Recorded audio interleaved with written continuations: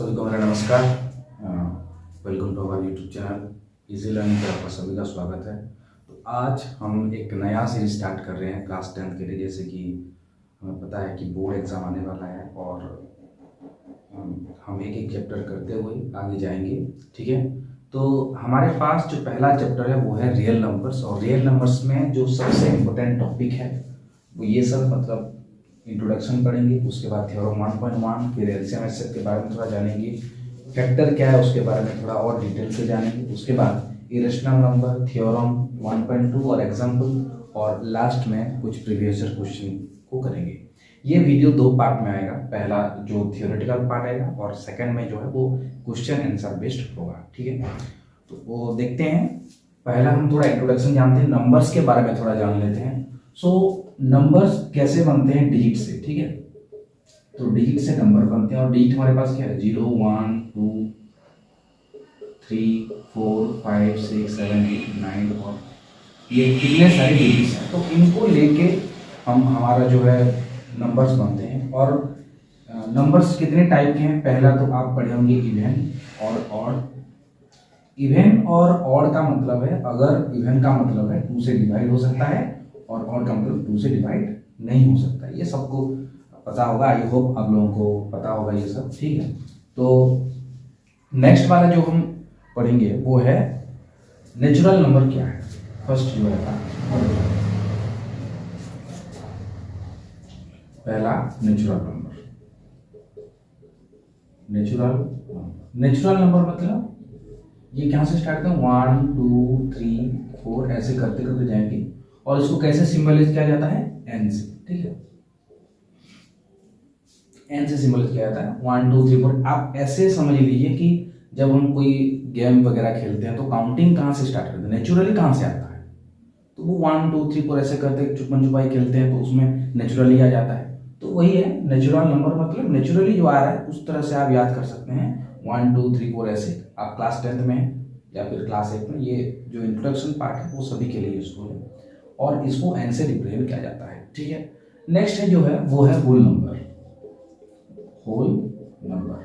Whole number मतलब 0 से start होगा। 0 1 2 3 4 ऐसे करते रहेंगे, और इसको W से हम डिनोट करते हैं, ठीक है।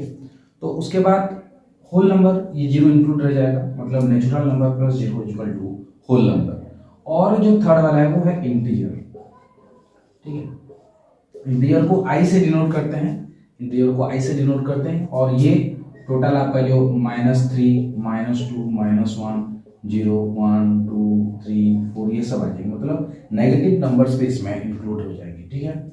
इंटीजर के बाद आएगा आपका रियल नंबर, ये सब आएंगे, ठीक है। तो अभी थोड़ा देख लीजिए। नेचुरल नंबर क्या है? 1 2 3 4 स्टार्ट होगा, उसे एन से रिप्रेजेंट करते हैं। होल नंबर मतलब 0 1 2 3 4 0 इंक्लूड रह जाएगा, और इंटीजर मतलब -3 -2 -1 मतलब नेगेटिव नंबर 0 और पॉजिटिव नंबर को मिला के वो हो जाता है, ठीक है। ये टाइप्स ऑफ नंबर है, ठीक है। और इवन और को ऑलरेडी बता चुका हूं मैं, ठीक है। तो देखिए अभी on the basis of factor, मतलब उनके कितने फैक्टर हैं वो हम पढ़ेंगे। प्राइम नंबर एक है और एक कंपोजिट नंबर है। हम टाइप्स ऑफ नंबर ही पढ़ रहे हैं, ठीक है। प्राइम नंबर का मतलब क्या है? जिसके सिर्फ 2 फैक्टर है, जैसे 3 के सिर्फ 2 फैक्टर है। कौन कौन? 1 और 3। मतलब ये 3 है वो 1 से और 3 से ही डिवाइड हो सकता है, और कोई भी नंबर से डिवाइड नहीं हो सकता। पर कंपोजिट नंबर के केस में अलग है। कंपोजिट नंबर में ये जो नंबर है, मान लेते हैं 6, ये खुद 1 और 3 को 1 और 6 को छोड़ के और किससे डिवाइड हो सकता है? 2 से हो सकता है, 3 से हो सकता है, मतलब और एक आ गया कि मतलब यहाँ से 2 फैक्टर होते हैं, 2 फैक्टर ओनली, और यहाँ से मोर देन 2 फैक्टर, ये हो जाता है आपका कंपोजिट नंबर। और इसी के बेस पे प्राइम नंबर का मतलब और एक आ जाता है को प्राइम। ये इंपॉर्टेंट है। और जब आप देखिए √2 वगैरह जब प्रूव करना होगा, या फिर जैसे क्वेश्चन में आता है तो लिखना पड़ता है स्टेटमेंट में, तो वहां भी यूज होगा। को प्राइम का मतलब क्या है? मान लेते हैं A और B 2 नंबर्स हैं, ठीक है। लेट्स A और B 2 नंबर हैं। A और B जो है उनके अगर इन दोनों का फैक्टराइज करेंगे, फैक्टराइज मतलब ये कौन कौन से नंबर से डिवाइड होते हैं, मान लेते हैं ये 1 से होता है, खुद से हो सकता है, ये 1 से होता है, 20 होता है। इस तरह का अगर कुछ कंडीशन आ जाए जहां पे सिर्फ इनका कॉमन जो फैक्टर होगा वो 1 होगा, तो ये दो नंबर जो होंगे वो को प्राइम कहलाएंगे। क्या क्लियर है ये सब? ठीक है। तो और एक बार, दो नंबर है जिनका सिर्फ एक कॉमन डिवाइजर है वो है 1, तो इसको हम क्या बोलेंगे? को प्राइम। सारा नोट्स आपको टेलीग्राम चैनल पे या फिर हमारे व्हाट्सएप चैनल पे या फिर मैं पीडीएफ भी प्रोवाइड कर दूंगा, उसमें आप देख लीजिएगा, पर समझ लीजिए पहले। ठीक है, को प्राइम का मतलब समझ लीजिए। उसके बाद देखिए,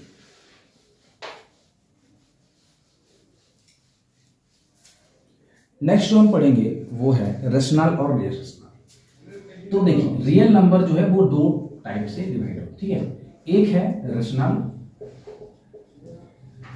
एक है इरेशनल। रेशनल का मतलब क्या है? रेशनल का मतलब है कि जिसको हम p/q फॉर्म में लिख सकते हैं, और जहां पे q is not equal to 0। So आप कमेंट में बताइए क्यों 0 नहीं हो सकता। ठीक है, तो p/q जैसे 2 को क्या लिखते हैं? 2/1। तो 0 एक रेशनल नंबर है कि नहीं? यस, ये आप सच के क्वेश्चन में भी होगा शायद, या प्रीवियस ईयर में भी आया है क्वेश्चन। 0 एक रेशनल नंबर है क्योंकि 0/1 लिख सकते हैं, 0/2 कुछ भी लिख सकते हैं, और ये जो कंडीशन है वो सेटिस्फाई हो रहा है, तो इसलिए रेशनल नंबर 0 एक रेशनल नंबर है। ठीक है, ये आपका हो गया रेशनल नंबर। और इरेशनल नंबर का मतलब है कि इसको p/q फॉर्म में नहीं लिख सकते, और ये सब क्या क्या हो जाएंगे? √2, √3 ये सब हो जाएंगे। ठीक है, तो क्वेश्चन अब ये पूछता है कि जैसे सभी रूट वगैरह, मतलब सभी जो नंबर्स हैं अगर वो रूट में है तो क्या वो इरेशनल नंबर हो जाएंगे? आंसर नो है। क्यों?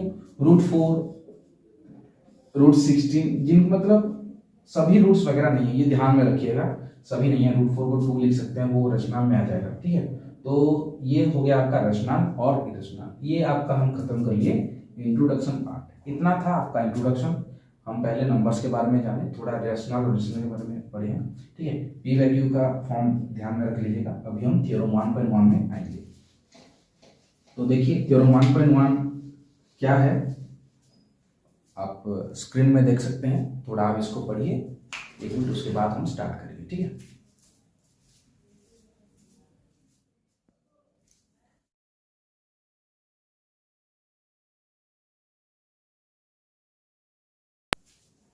तो आपने स्क्रीन पे देखा, तो थ्योरम 1.1 जो बोला है वो क्या बोला है? Every composite number can be expressed factorized as a product of primes, and this factorisation is unique apart from the order in which the prime factor occur. देखिए, इसका मतलब क्या है कि कोई भी कॉम्पोजिट नंबर है, ठीक है, कोई भी कॉम्पोजिट नंबर, जैसे मान लेते हैं 12 को मान लेते हैं। ठीक है, 12 एक कॉम्पोजिट नंबर है क्योंकि उसके ज्यादा फैक्टर है, तो आप इसको क्या लिख सकते हैं? देखिए, 3 × 4 लिख सकते हैं, बहुत ही आसान है। 3 × 4, और 4 को फिर क्या लिख सकते हैं? 2 × 2, 2 × 2। तो आपने एक फैक्टराइजेशन ट्री या फिर ऐसे पढ़ा होगा। ठीक है, तो इसको क्या लिखते हैं? 3 × 2 × 2, तो 12 का ये मतलब है। तो देखिए, ये 3 × 2, कोई लिख सकता है इसको 2 × 3 × 2, और कोई लिख सकता है 2 × 2 × 3। तो इसका कहना यह है कि जो भी कोई भी कंपोजिट नंबर है वो क्या है? एक्सप्रेस हो सकते हैं प्रोडक्ट ऑफ देयर प्राइम्स, मतलब इनके कोई भी प्राइम नंबर से उसको क्या जा सकता है? क्या मतलब उसको शो किया जा सकता है? 12, 3 × 2 × 2 क्या जा सकता है? ठीक है, and this factorisation is unique, मतलब ये जो फैक्टराइजेशन है वो हमेशा अलग अलग कंपोजिट नंबर के लिए अलग अलग होगा। कोई भी इस फैक्टराइजेशन कभी भी एक नंबर के लिए, दो नंबर का कहीं भी सेम नहीं होगा। ठीक है, तो 3 × 2 × 2 ये सिर्फ 12 के लिए लिख सकते हैं, कॉमन सी बात है, मतलब 12 को 3 × 2 ही लिख सकते हैं, बाकी को कुछ भी नहीं लिख सकते। ठीक है, और 16 को लिखेंगे तो कैसे लिखेंगे? सॉरी, 18 को चलिए लिख के देखिए, 18 का कैसे लिखेंगे? 18 का कैसे लिखेंगे? 18 को कैसे लिखेंगे? 2 ×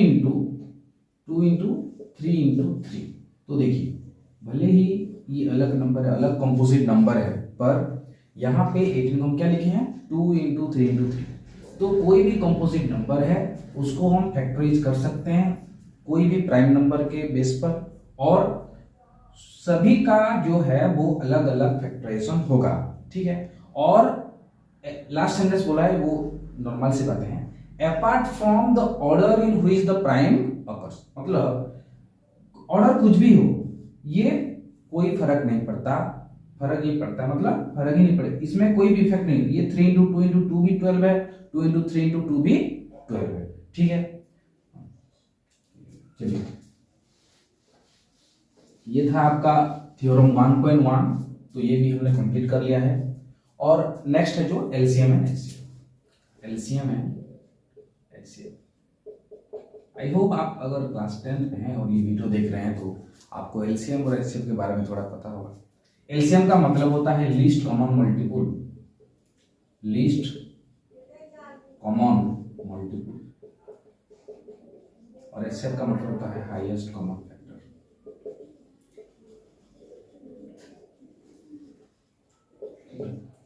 तो देखिए मल्टीपल का मतलब है एक साथ कहाँ पे, मेरा एक ऑलरेडी एक वीडियो है शायद, वो भी आप देख सकते हैं इसको रिफर करने के लिए और ज़्यादा डिटेल में जाने के लिए।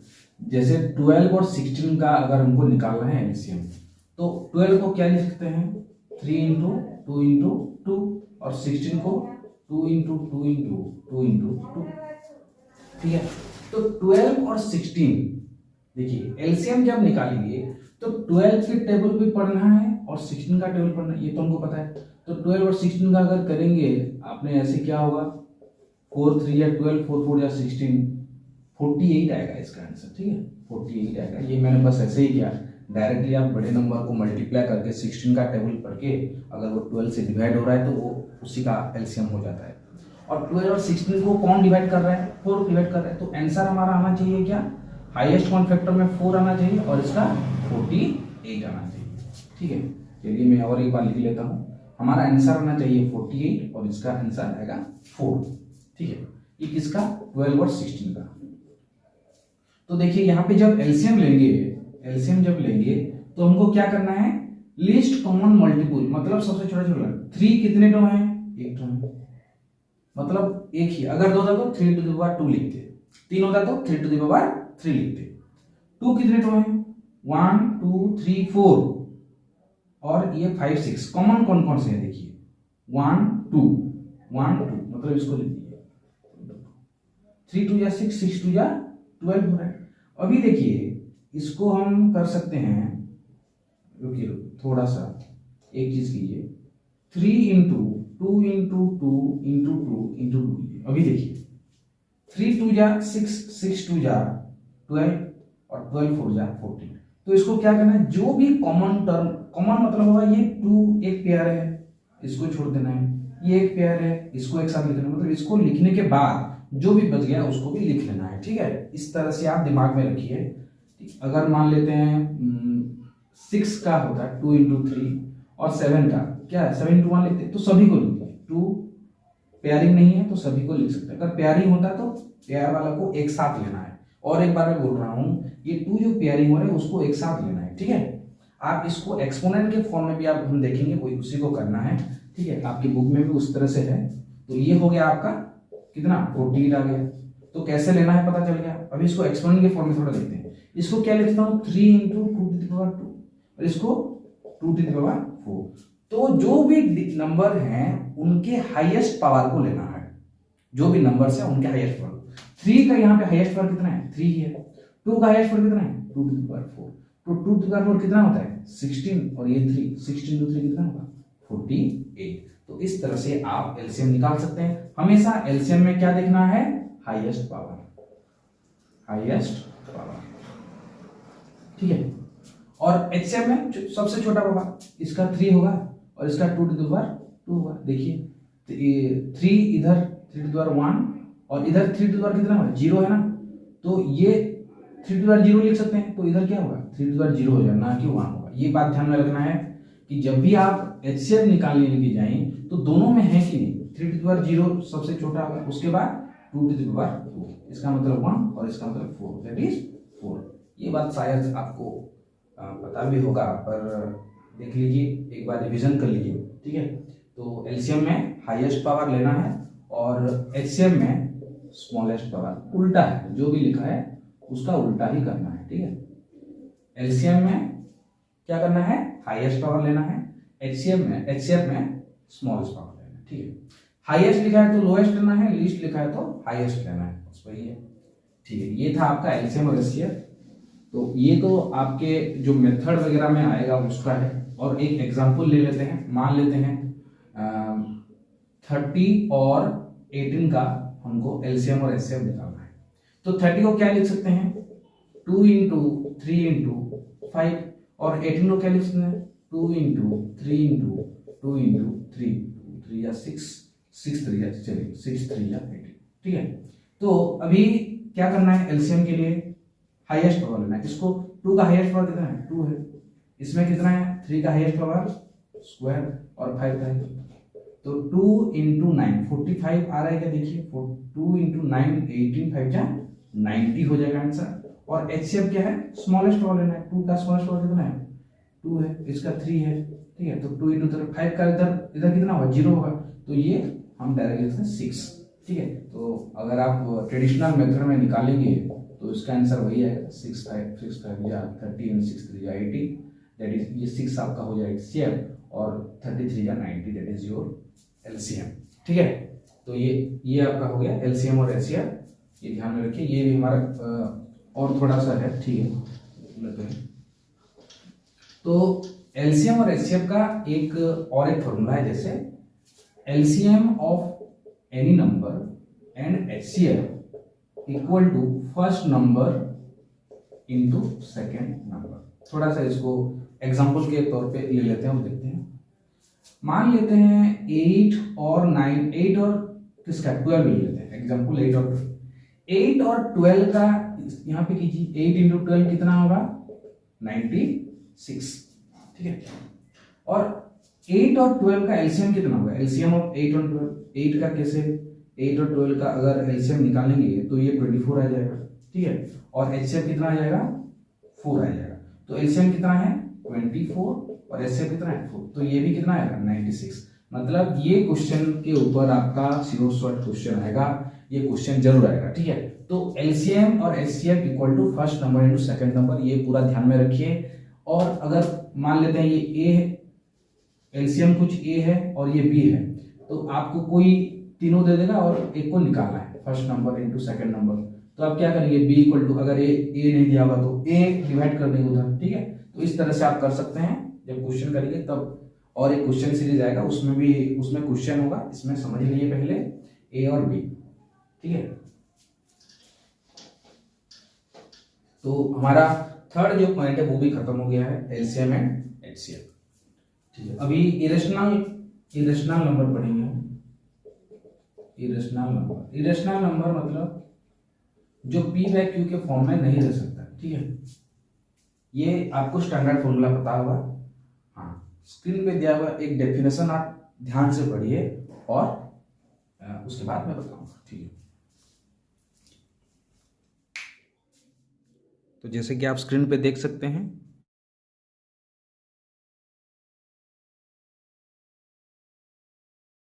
कि रेशनल नंबर का ये बताया गया है, number that can not be expressed in the form of P by Q, मतलब पी बाय क्यू फॉर्म में नहीं ले सकते, ठीक है। और एक है क्या है वो, नॉन रिकरिंग इन्फानाइट डेसिमल, मतलब ऐसे डेसिमल जो बिल्कुल भी मतलब इन्फानाइट है, मतलब कहाँ पे एंड होते हैं हमको पता नहीं है। और उसमें जो है वो डिजिट्स में कुछ भी, जैसे देखेंगे बार नहीं लगा हो, ठीक है। 9th क्लास में आप पढ़े होंगे 2.3 बार लिखा होता है, तो 2.333 ऐसे नहीं हो सकता, वो 2.34576 उसके बाद क्या आएगा हमको पता नहीं, ठीक है। तो ये हो जाएगा। और पाई भी एक क्या है, एक इरेशनल नंबर है, जैसे कि ये एक एक्चुअल वैल्यू नहीं है, ये एक नियरेस्ट वैल्यू है, ठीक है। तो हमने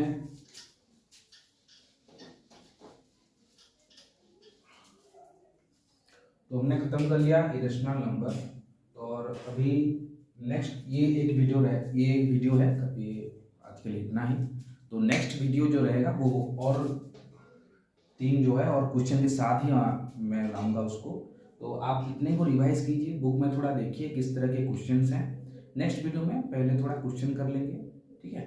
उसके बाद हम थ्योरम 1.2 जो है √2 कैसे इरेशनल नंबर है, √3 को इरेशनल नंबर प्रूव करना होगा, जहाँ से क्वेश्चन एक्चुअल में आता है, ठीक है, वहाँ से ही क्वेश्चन आता है, √2 √3 वो सब हम करेंगे। तो आप बने रहिए मेरे साथ। और जैसे कि हमने और 3 टॉपिक बचा है, तो आशा करता हूँ आपको ये वीडियो अच्छा लगा। अगर अच्छा लगे तो बोलना नहीं पड़ेगा, आप कीजिए।